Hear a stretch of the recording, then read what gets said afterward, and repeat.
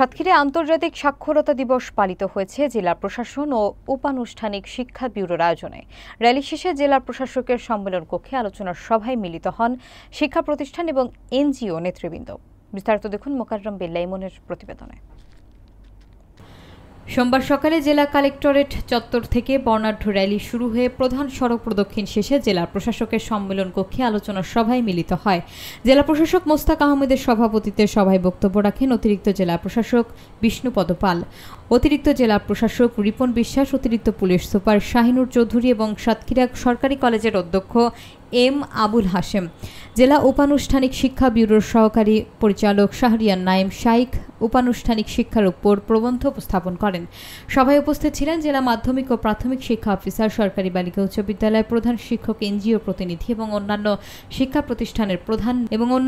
প্রতিষ্ঠানের প্রধান বৃন্দ।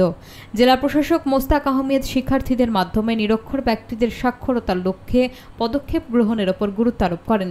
তিনি বলেন, প্রতিটি ক্লাসে হাজিরা নেওয়া, প্রতিষ্ঠানের গেটে তালা রাখা, কোচিং বাণিজ্য এবং শিক্ষার্থীদের অশালীন কার্যক্রম নিয়ন্ত্রণ করার জন্য প্রশাসনিক ব্যবস্থা গ্রহণ করা হবে। এছাড়াও অভিভাবকদের উদ্দেশ্যে কোচিং ফ্যাশন থেকে বের হয়ে শিক্ষার প্রতি মনোযোগ দেওয়ারও আহ্বান জানান।